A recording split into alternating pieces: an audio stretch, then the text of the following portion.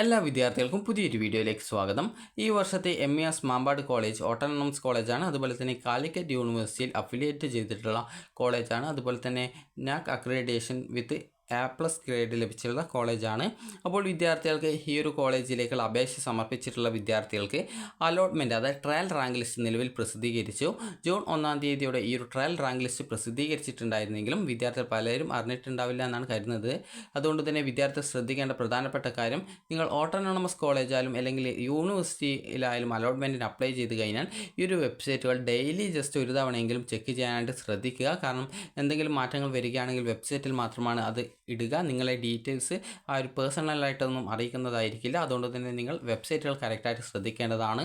അപ്പോൾ വിദ്യാർത്ഥികൾക്ക് ഈ ഒരു അലോട്ട്മെൻറ്റിൻ്റെ, അതായത് ഈ ഒരു UG ഹോണേഴ്സ്, അതുപോലെ തന്നെ honours with research and integrated programmes എന്ന് പറഞ്ഞാൽ, ഇൻ്റഗ്രേറ്റഡ് പ്രോഗ്രാംസ് എന്ന് പറഞ്ഞാൽ PG പ്രോഗ്രാംസ് ഉൾപ്പെടെ ആ ഒരു ഡിഗ്രിയും PGയും ഒരുമിച്ചുള്ളതാണ് ഇൻ്റഗ്രേറ്റഡ് പ്രോഗ്രാംസ്. അപ്പോൾ നിങ്ങൾക്ക് ആ ഒരു രീതിയിൽ നിങ്ങൾക്ക് ഈ ഒരു അലോട്ട്മെൻറ്റിനായിട്ട് അപേക്ഷ സമർപ്പിച്ചിട്ടുള്ള വിദ്യാർത്ഥികൾക്ക് ഇന്ന്, അതായത് ജൂൺ 3-ാം തീയതി വൈകിട്ട് 5 മണി വരെ അപേക്ഷയിൽ ആവശ്യമായിട്ടുള്ള എന്തെങ്കിലും കറക്ഷൻസ് ഉണ്ടെങ്കിൽ എഡിറ്റ് ചെയ്യാൻ സാധിക്കുന്നതായിരിക്കും. നിങ്ങളുടെ ഫൈനൽ റാങ്ക് ലിസ്റ്റ് പ്രസിദ്ധീകരിക്കുന്നത് അതായത് ഫൈനൽ റാങ്ക് ലിസ്റ്റ് പ്രസിദ്ധീകരിക്കുന്നത് 5-ാം തീയതിയാണ്.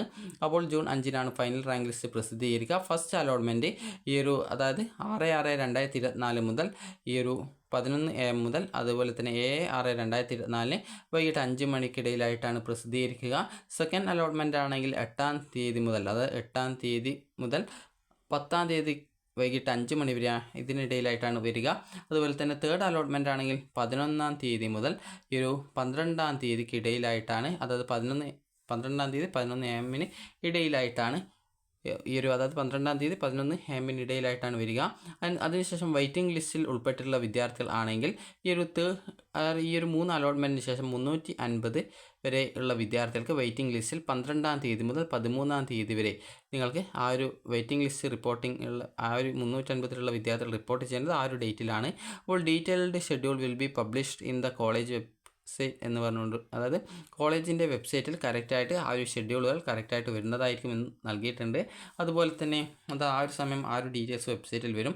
അതുപോലെ തന്നെ admission reporting at the college, fee paid to students through allotment, അതായത് അലോട്ട്മെൻറ്റ് ലഭിക്കുന്ന വിദ്യാർത്ഥികൾ അലോട്ട്മെൻറ്റ് ലഭിച്ചു കഴിഞ്ഞാൽ ഈ ഒരു കോളേജ് വെബ്സൈറ്റ് വഴി ഒരു മാൻഡേറ്ററി ഫീസ് അടക്കാനുണ്ട്. അപ്പോൾ ആ ഒരു ഫീസ് അടച്ചിട്ടുള്ള വിദ്യാർത്ഥികൾക്കുള്ള അഡ്മിഷൻ കോളേജിൽ റിപ്പോർട്ട് ചെയ്യാനുള്ള ദിവസം എന്ന് പറയുന്നത് 19-ാം തീയതി, അതായത് ജൂൺ 19 മുതൽ ജൂൺ 21-ാം തീയതി വരെയാണ്. ഡീറ്റെയിൽസ് ഉടൻ തന്നെ ഈ ഒരു വെബ്സൈറ്റിൽ സെപ്പറേറ്റ് ആയിട്ട് തന്നെ ഷെഡ്യൂൾ ചെയ്ത് പ്രസിദ്ധീകരിക്കുന്നതായിരിക്കും. അതായത് ഡീറ്റെയിൽ ഷെഡ്യൂൾ, അതായത് ഈ ഒരു ഷെഡ്യൂളിൻ്റെ ഡീറ്റെയിൽസ്, എങ്ങനെ അഡ്മിഷൻ നേടാം, ഏത് സമയം എത്ര വിദ്യാർത്ഥികൾ പോയിട്ട് അഡ്മിഷൻ നേടണം എന്നിങ്ങനെയുള്ള കാര്യങ്ങളൊക്കെ ഡീറ്റെയിൽസ് ആയിട്ട് ഈ ഒരു MESൻ്റെ വെബ്സൈറ്റിൽ പ്രസിദ്ധീകരിക്കും. വിദ്യാർത്ഥികൾക്ക് ഫസ്റ്റ് സെമസ്റ്റർ UG, അതുപോലെ തന്നെ ഇൻ്റഗ്രേറ്റഡ് MSc ക്ലാസ്സസ് ജൂൺ 24-നാണ് പ്രസിദ്ധീകരിക്കുക. നിങ്ങൾക്ക് എന്തെങ്കിലും സംശയം ഉണ്ടെങ്കിൽ രാവിലെ 9:30 മുതൽ വൈകിട്ട് 4:30 വരെ ഈ ഒരു നമ്പർ, സ്ക്രീനിൽ നിലവിൽ ഇപ്പോൾ കാണുന്ന നമ്പറിൽ നിങ്ങൾക്ക് കോൺടാക്റ്റ് ചെയ്യാവുന്നതാണ്. College website and above contact numbers are only official source of information regarding admission.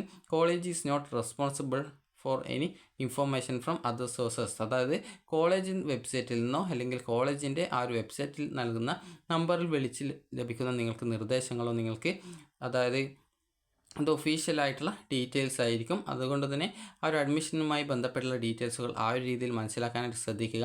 കോളേജിൽ നിന്ന് അല്ലാതെ ലഭിക്കുന്ന നിങ്ങൾക്ക് ഏതൊരു നിർദ്ദേശങ്ങൾക്കും കോളേജ് യാതൊരു വിധത്തിലും ഉത്തരവാദിത്തം ഉണ്ടായിരിക്കുന്നതല്ല എന്നുള്ളത് കറക്റ്റായിട്ട് വെബ്സൈറ്റിൽ നൽകിയിട്ടുണ്ട്. അതുകൊണ്ട് തന്നെ വിദ്യാർത്ഥികൾ ഈ ഒരു നമ്പറിലൊക്കെ കോൺടാക്റ്റ് ചെയ്ത് നിങ്ങൾക്ക് ആ ഒരു കോളേജുമായി ബന്ധപ്പെട്ടുള്ള, അതായത് എന്തെങ്കിലും ഈ ഒരു അഡ്മിഷനുമായി ബന്ധപ്പെട്ടുള്ള ഡൗട്ട്സ് ഉണ്ടെങ്കിൽ കറക്റ്റായിട്ട് ക്ലിയർ ചെയ്യുക. അപ്പോൾ വിദ്യാർത്ഥികൾ നേരത്തെ പറഞ്ഞതുപോലെ തന്നെ വെബ്സൈറ്റ് കറക്റ്റായിട്ട് ഏത് യൂണിവേഴ്സിറ്റി അല്ലെങ്കിൽ ഏത് അഫിലിയേറ്റ് അല്ല ഓട്ടോണമസ് കോളേജിലായാലും നിങ്ങൾ അപ്ലൈ ചെയ്യുകയാണെങ്കിൽ അതിൻ്റെ വെബ്സൈറ്റ് ഡെയിലി ഒരു തവണയെങ്കിലും ചെക്ക് ചെയ്യാനായിട്ട് നോക്കുക. കാരണം എപ്പോഴാണ് എന്തെങ്കിലും ഡീറ്റെയിൽസോ അതുപോലെ ഷെഡ്യൂളിൽ മാറ്റമോ വരുന്നത് എന്നുള്ളത് പറയാനായിട്ട് സാധിക്കുന്നതല്ല. അതുകൊണ്ട് തന്നെ വിദ്യാർത്ഥികൾ കറക്റ്റായിട്ട് ആ ഒരു കാര്യങ്ങളൊക്കെ ചെക്ക് ചെയ്യേണ്ടതാണ്. അപ്പോൾ നിങ്ങൾക്ക് ഈ ഒരു വീഡിയോ ഉപകാരപ്രദമായിട്ടുണ്ടെങ്കിൽ ലൈക്ക് ചെയ്യുക, ഷെയർ ചെയ്യുക. Thank you for watching.